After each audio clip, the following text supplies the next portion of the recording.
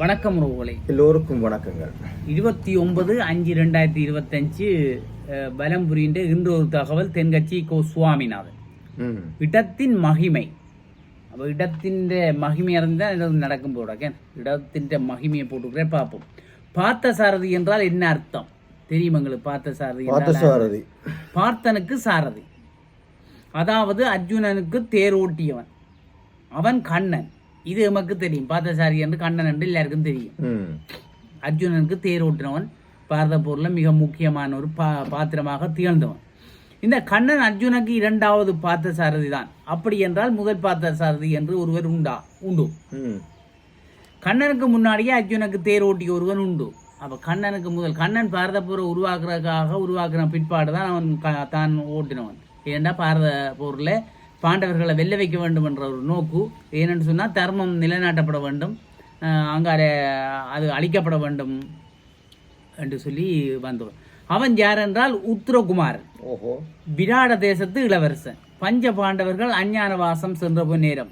அஞ்ஞாத வாசம் என்று சொன்னால் மறைந்து வாழ்றது, ஊருக்குள்ளே வாழாமல் காட்டிலையோ எங்கேயோ போய் ஆக்களுக்கு தெரியாமல் மறைஞ்சு வாழ்றது தான் அஞ்ஞாத வாசம் என்று சொல்கிறது. அவர் விராட நகரத்திலே தான் இருப்பார்கள் என்று துரியோதனன் யூகிக்கிறான். அவர்களை வெளிப்படுத்துவதற்காக சில முயற்சிகளை செய்கிறான். தன்னுடைய சேனைகளை எல்லாம் அழைத்து கொண்டு போய் அந்த நாட்டிலே உள்ள பசுக்களை எல்லாம் ஓட்டிக்கொண்டு போகிறான். அதே நேரம் விராடன் வேறு ஒரு திசையில் போர் செய்வதற்காக சென்றிருக்கிறார். அவருடைய மகன் உத்திரகுமாரன் ரொம்ப பயந்தான் கொள்ளி. கத்தியை பார்த்தாலே பயப்படுபவன். அவன் எங்கே சண்டை போடுவது? இருந்தாலும் வேறு வழி இல்லாமல் அப்பா ஒரு பக்கம் போய்விட்டதால் இவன் இன்னொரு பக்கம் போர் முனை செல்ல வேண்டிய இக்கட்டான நிலையில இருந்தது. இந்த சமயத்துல தான் அங்க இருந்த அர்ஜுனன் இவனுக்கு உதவி செய்ய வருகிறான். எப்படி அர்ஜுனன் கண்டுட்டு உதவி செய்ய வரான்? அர்ஜுனன் தன்னுடைய உருவத்தை மாற்றுகிறான். உத்தரகுமாரன் மாதிரி, அதாவது பேடி உருவத்திலே இருக்கிற அர்ஜுனன் அவனுக்கு சாரதியாக அமைகிறான். அவன் பயந்தவன் தானே, உதவி செய்யணுன்றதாக செய்கிறான். போர் முனைக்கு போய் சேர்ந்த உடனே உத்தரகுமாரன் தேர் ஓட்டுகிறான்.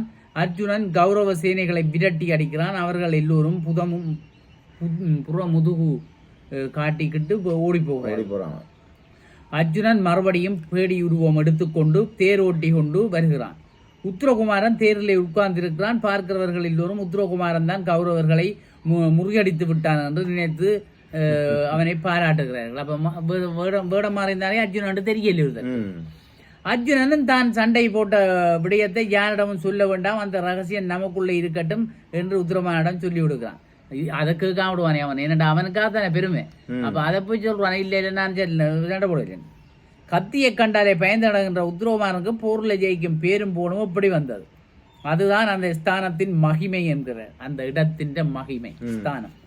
ஒரு ஆன்மீக பேச்சாளர் ஜெயராம சர்மா என்றவர், அதாவது இடத்தின் மகிமை அது எப்படி என்று கேட்டால், அவன் கொஞ்ச நேரம் உட்கார்ந்து தேர் ஓட்டினானே, அந்த இடத்தின் மகிமை தான் அவனுக்கு பெருமையை சேர்த்து கொடுத்தது. அது ஆசனத்துக்குள்ள பெருமை. அதில் அந்த நேரத்துக்குள்ள மட்டும் அர்ஜுனன் இருந்து தேர் ஓட்டி அவங்களை புறமுதோட வச்சானே அர்ஜுனனுக்கு. பின்னாடி கிருஷ்ணன் உட்கார்ந்து பெருமைப்படுத்த போகின்ற ஆசனம் இல்லையா அது? இப்போ கிருஷ்ணர் தான் இருக்க போறாரு, கிருஷ்ணன் இல்லை ஓட போறாரு.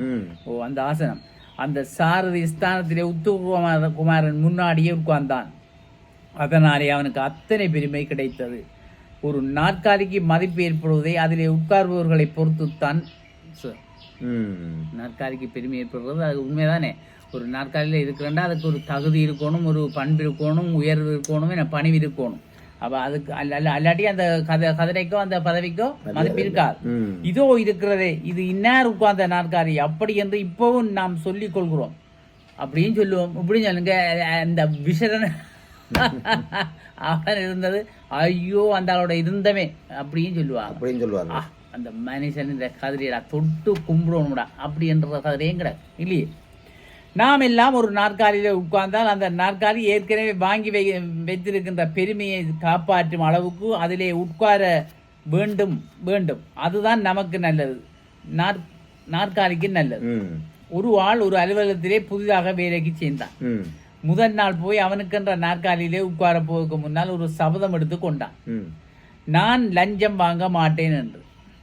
அப்படி என்றால் என் மேலே உட்காராதே என்று கத்தியது அந்த நாற்காலி. ஐயோ இப்படி என்ற என் மேலே உட்காராத, உனக்கு சரி வராது. ஏன் என்று கேட்டான் இவன். ஏனென்றால் நானே இந்த அலுவலகத்துக்கு லஞ்சமாக வந்து சேர்ந்த நாற்காலி தான். இதே லஞ்சமாக வந்ததான். யாரோ லஞ்சம் கொடுத்து ஒரு சைனுக்காக என்ன கொண்டு வந்து கொடுத்துட்டு சைன் வாங்கிட்டு போனோம். ஐயோ இன்னில இருக்காதுடாப்பான்றது அந்த நாற்காலி. இது அந்த இடத்தினுடைய மகிமை. அதுதான் அந்த இடத்தின் மகிமையின் சிறப்பை சொல்லுது. இத்துடன் அப்போ நாங்கள் இந்த தென்கட்சி கோ சுவாமிநாதனுடைய அறிவுபூர்வமான சிரிப்பதற்கும் சிந்திப்பதற்கும் ஏற்ற ஒரு கதை. என்ன இடத்தின் மகிமை தென்கட்சி சுவாமிநாதன் தொடர்ந்து நிறைய போட்டிருக்கிறோம். நீங்கள் எல்லாரும் அதை பாருங்கோ. தனி பிளேலிஸ்ட்ல நான் அதை போட்டு வச்சிருக்கிறேன். நீங்கள் போய் எங்கே இருந்தாலும் அதுக்கு எங்களோட யூடியூப் சேனலுக்குள்ள போய் தென்கட்சி சுவாமிநாதன் 2 தகவல் தேடினீங்கன்னா வரும்.